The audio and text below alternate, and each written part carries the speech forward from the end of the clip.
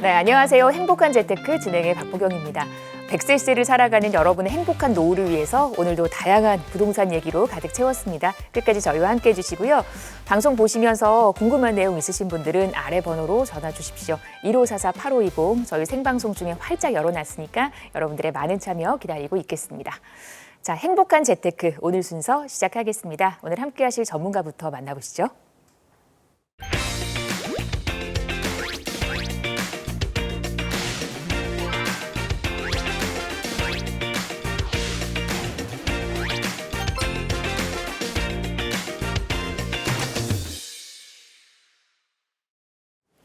네, 저희 오늘은요 이동주 전문가와 이 시간 함께하겠습니다. 어서 오십시오. 네, 안녕하세요. 반갑습니다. 네, 드디어 새 정부가 시작이 됐습니다. 부동산 시장도 이에 맞게 많은 변화가 보여질 것으로 예상이 되고 있는데요.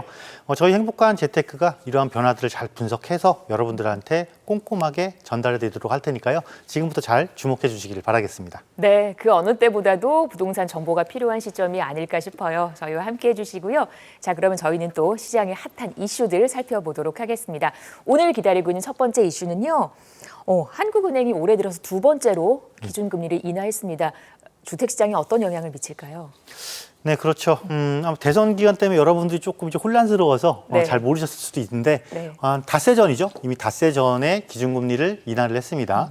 자, 기준금리가 인하가 되면 아무래도 기대감이 들어가는 건 사실이죠. 기대감이 들어가는 건 사실인데 우리 그래프를 보면서 한번 말씀을 드려보면 이렇습니다. 기준금리가 인하를 하면 보편적으로 대출금리도 내려갈 것이다라는 기대를 하는데 최근에는 이렇게 생각보다는 조금 그 체감하는 게 덜할 수도 있다. 왜 그러냐면 이 표가 잘 보여주고 있습니다.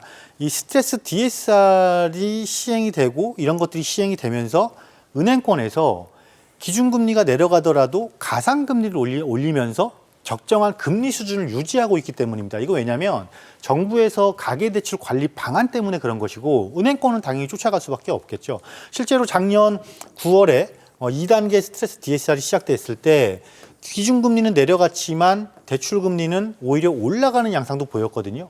그래서 최근에도 지금 이렇게 물론 내려는 가면서 일정 대출금리가 조금 낮아지긴 하지만 이미 우리 이제 쭉 있으면 7월에 스트레스 DSR 3단계가 시작이 되죠. 3단계가 시작이 되면서 수도권 같은 경우는 1.5%의 가상금리를 적용을 해서 전체 또 그 대출 총액을 산정을 하고 이에 따라서 은행권에서도 지속적으로도 가계대출 관리를 해야 되는 상황이고 새 정부 들어서도 새 정부에서도 가계대출 관리 방안은 풀어줄 기미가 별로 안 보입니다. 오히려 조절할 기미가 잘 보이고 좀 강화할 게 좀 예상이 되기 때문에 급격한 금리 인하에 따른 시장의 활성화, 금리로 인한 시장의 활성화를 기대하기에는 조금 다소 무리가 있지 않을까 이렇게 생각이 되는 부분입니다. 네, 지금 잠깐 또 언급하셨지만 새 정부 출범과 함께 우리가 이 부동산 시장에서 좀 주목해야 할 만한 그 뭐 변수가 있다면 어떤 것들이 있을까요? 네, 제가 잠깐 언급을 해드렸잖아요. 네네. 금리가 이제는 부동산에 많은 영향을 미치기는 조금 달라진 세상이 돌아왔다. 특히나 최근에는 정책의 변화가 오히려 부동산 시장에 굉장히 중요한 변수로 됐다 이겁니다. 네. 그렇다면 우리는 지금 이 시점에서는 이런 금리에 민감하게 반응하기보다는 새 정부가 시작이 됐잖아요. 새 정부가 시작이 됐으니까 이 새 정부의 부동산 정책이 어떤 방향성을 갖고 있는가를 보시면 조금 좋을 것 같은데요. 크게는 한 세 가지 정도가 있습니다.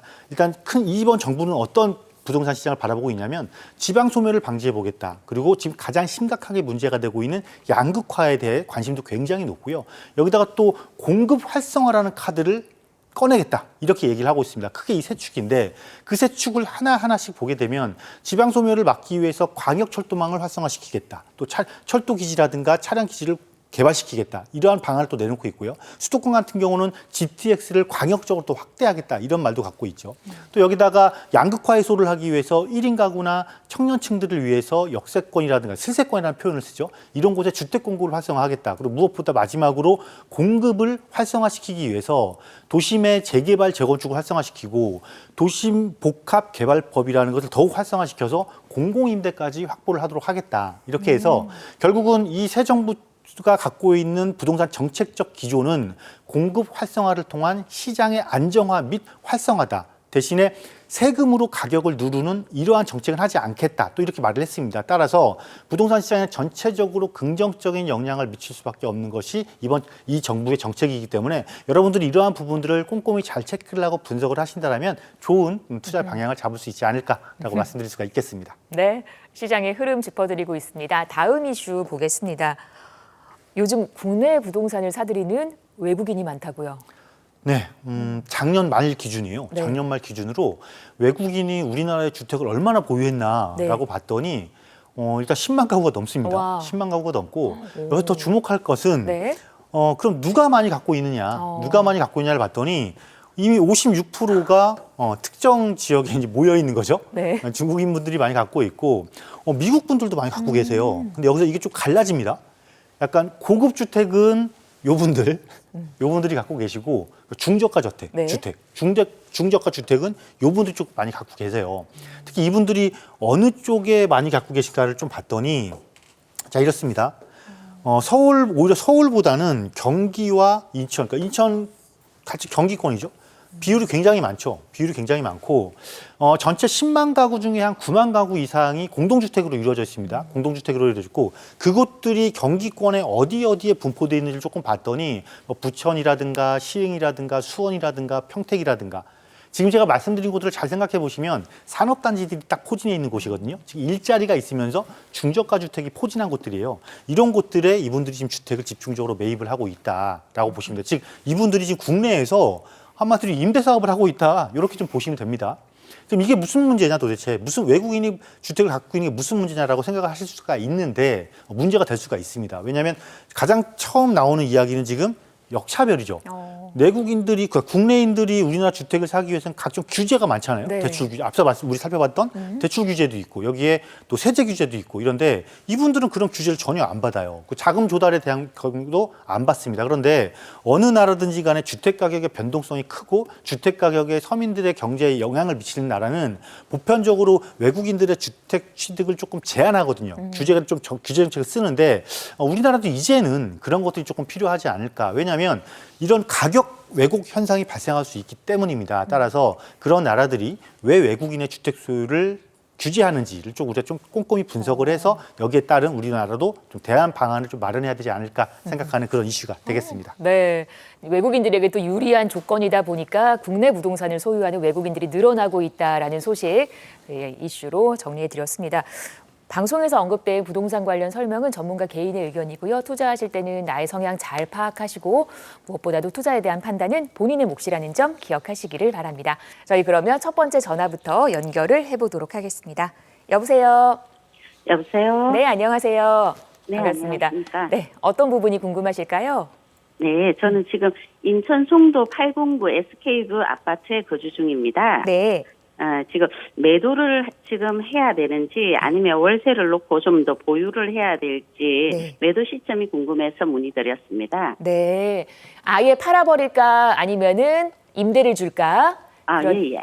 고민을 하고 계시는 저희 시청자분 저희 송도로 가서 얘기 한번 나눠볼게요. 이동주 전문가님 바꿔드리겠습니다. 네. 네, 안녕하세요. 네, 안녕하십니까? 네, 반갑습니다. 네. 여기에 지금 실거주를 안 하시는 거예요, 그러면? 지금 현재는 실거주 중입니다. 실거주 중이시고. 예. 그런데 이거를 이제 어디 다른 쪽에 이주할 곳은 마련을 하셨고요. 그래서 화성 쪽에 저희들이 수익형 건물, 원룸 건물을 하나 살까 생각하고 있는데 거기도 어떻게 해야 될지를 몰라서 지금 망설이고 있는 중입니다. 화성의 원룸 건물에 이제 거주하시면서 예. 이제 임대 수익을 얻으시려고. 예. 그거는 뭐 나쁘신 선택은 아닌 것 같고 그런데 그 원룸형 건물도 선택 잘 하셔야 됩니다. 네. 일단 이 송도부터 한번 말씀을 드릴게요. 이거는 예. 그럼 처음에 분양받으신 거예요? 아닙니다. 중간에 저희들이 사서 왔습니다. 중간에 사신 거예요? 예. 그럼 구입한 가격 대비 지금 현재 가격이 어때요? 한 1억 5천 정도 올랐습니다. 1억 5천 정도 올랐어요? 예. 그러면 구입 시점은 좀 시기는 좋았던 것 같고 저는 이렇게 봐요. 여기가 지금 809가 그렇잖아요. 예. 여기가 아래가 609가 그렇고 근데 이 두 곳이 지금 인천시에서 송도 신도시를 살리기 위해서 아이넥시티인가 그 사업을 하는 곳이잖아요. 그죠? 예. 여기를 이제 랜드마크 타워를 중심으로 해서 원래 계획은 주거, 업무, 컨벤션 아마 그럴 거예요. 그죠? 예. 그러니까 직주를 만들겠다라는 건데 이 직주가 지금 깨지고 있죠. 네. 잘 안 되고 있어요. 잘 안 되고 있고 최근에 긍정적인 소식은 뭐냐면 이 송도가 그 경제 자유구역이에요. 여기가 그건 알고 계실 거 아니에요, 그죠? 네네. 경제 자유구역인데 이 경제 자유구역에서는 이 토지의 용도를 바꾸려면 경제자유청이 있어요. 청이라는 곳인데 이 관리하는 관청이 따로 있어요. 여기 허가를 받아야 되는데 이게 이제 없어졌어요. 없어졌고 이 지자체로 이양이 됐단 말이에요. 그럼 이건 굉장히 긍정적인 소식이잖아요. 이 개발 사업에. 네. 그런데 하나 악재가 터진 게 뭐냐면 은행권에서 PF라는 악재가 터진 거예요. 이거는 뭐냐면 이런 거대한 사업을 하려면 여기 뭐 8조, 9조 막 그런 사업비가 들어간다라고 하는데 거대한 사업을 하려면 자금을 금융권에서 대출을 해줘야 되잖아요. 네. 근데 여기서 자기 자본 비율을 올리라고 그래요. 자본 비율을. 그러면 실질적으로 사업을 하려면 사업자들은 굉장히 어려운 상황이 발생하거든요. 그러니까 좋은 점이 나왔는데 안 좋은 게 지금 따라온 거예요. 그리고 거기다가 이 809가 살으려면 지금 인천 1호선 연장이 있죠. 예. 요게 지금 빨리 가시화가 돼야 되는데 요것도 지금 속도를 못 내고 있는 상태란 말이에요. 반영은 되고 있는데. 그럼 이 이야기를 제가 왜 하는 거냐면 그러면 예를 들면 이거를 앞으로 이 사업이 가시화돼서 완료가 되고 송도 전체적으로 분위기가 떠서 송도 신도시가 이제는 경제자유도시처럼 활성화가 되려면 제가 보기엔 아직도 10년이 넘게 걸려요. 이게. 왜냐하면 아직도 지금 미개발된 곳이 많고 개발을 완료해야 되는 곳들도 많잖아요. 예. 그럼 이 이야기는 뭐냐면 그럼 내가 과연 10년까지 안 가더라도 5년을 더 기다렸을 때 여기에서 임대를 받고 이거를 보유하고 있는 것이 나은지 아니면 다른 쪽에 자금을 태워서 하는 우리 기회비용이라는 걸 생각해 봐야 되잖아요. 예. 예. 저는 이때 이 기회비용까지 생각을 한다라면 여기에 자금을 묶어놓고 있는 것보다 다른 쪽에서 얻는 기회비용이 훨씬 더 크다라는 거예요. 그래서 저는 이거를 굳이 여기에 거주할 곳도 아니고 화성이라는 곳에 내려가서 수익형 건물을 보유하면서 운영을 할 건데 거주하면서 굳이 이것까지 월세를 놓을 필요가 있을까? 차라리 자금을 회수해서 다른 곳에 조금 더 투자를 하거나 아니면 내가 거주하면서 수익을 얻을 수 있는 그 원룸 건물 있잖아요. 예. 예. 그 건물의 규모를 조금 더 키우거나 아니면 좀 더 좋은 방향으로 전환시키는 게 훨씬 낫지 않겠나. 이 생각을 조심스럽게 하는 거예요. 예. 아니면 만약에 나는 송도를 포기 못 하겠다 그러면 송도 내에서는 여기 가격 선도해 주는 곳이 있잖아요. 예. 예. 여기가 1지구가 가격 선도해 주잖아요. 그죠? 예. 예. 그리고 이 인천대 입구역에 여기가 GTX가 들어올 거잖아요. 예. 이렇게 되면 이 309가 또 활성화가 될 거란 말이에요. 왜냐하면 선도지구가 109 쫓아가는 게 309, 나중에 후발주자가 될 곳이 209 이런 식이거든요. 인천의 이 송도 신도시의 가격 패턴은요. 예. 만약에 송도를 포기 못할 것이면 이렇게 옮겨 놓으시고 가시는 게 오히려 낫다. 이런 의견을 좀 드릴게요. 예. 아시겠어요? 예. 예. 화성이라는 지역은 괜찮다는 거죠? 그러니까 화성의 어디냐가 중요한 거죠. 향남지구 쪽. 아, 향남지구에서요? 예. 그럼 그 향남지구의 택지개발지구의 그 이주작 택지나 협의항도 택지에 지금 건물 지어서 운영하실 거잖아요. 그죠? 예. 예. 맞죠? 예. 아, 저는 되게 거기보다는 많더라고요. 조금 더 위치를 옮기시는 게 낫지 않을까 싶어요. 아. 왜냐하면 우리가 원룸 건물이잖아요. 그죠? 예. 예.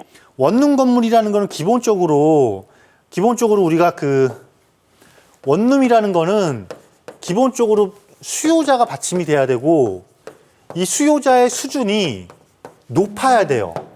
네. 이 수준이 높아야 된다는 건 뭐냐면 그 수준이 높으려면 고부가가치를 창출하는 직장과의 접근성이 좋아야 된단 말이죠.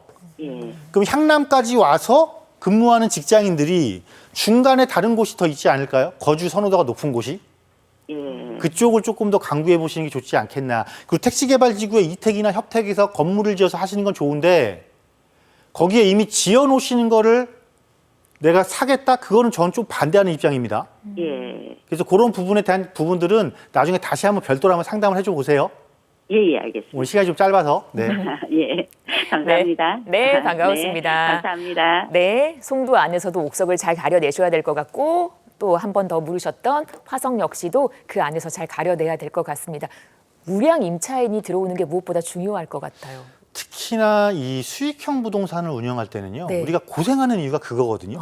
예를 들면 이거 한번 생각해 보시면 여러분들이 좀 판단이 빠르실 거예요. 수익형 그러면 상가가 대표적인 거잖아요. 네. 그 상가의 우량 임차인이냐 악성 임차인이냐에 따라서 네. 상가를 보유하고 싶은 마음이 생기기도 하고 그냥 버리고 싶은 마음도 생기거든요. 네. 주택도 마찬가지입니다. 특히 월세를 지불하는 임차인은요. 나의 소득의 일부를 돈으로 내는 거잖아요. 그렇죠. 나한테 돈으로 내는 거잖아요. 네. 그런데 이 사람들의 소득이 만약에 조금 약하다거나 성향이 조금 안 좋거나 네. 그러면 굉장히 운영하시는데 힘들거든요. 따라서 지금 정말 여러 방송을 보신 여러분들 이렇게 지금 앞선 시청자님처럼 거주하면서 원룸 건물을 통해서 수익을 얻으시려고 고민하시는 분 많으실 거예요. 맞아요. 절대적으로 딱 체크하셔야 될 게 수요자의 질적 수준을 조금 그리고 소득 수준을 반드시 확인하셔야 된다라고 네. 말씀드리도록 하겠습니다. 네, 응원하겠습니다.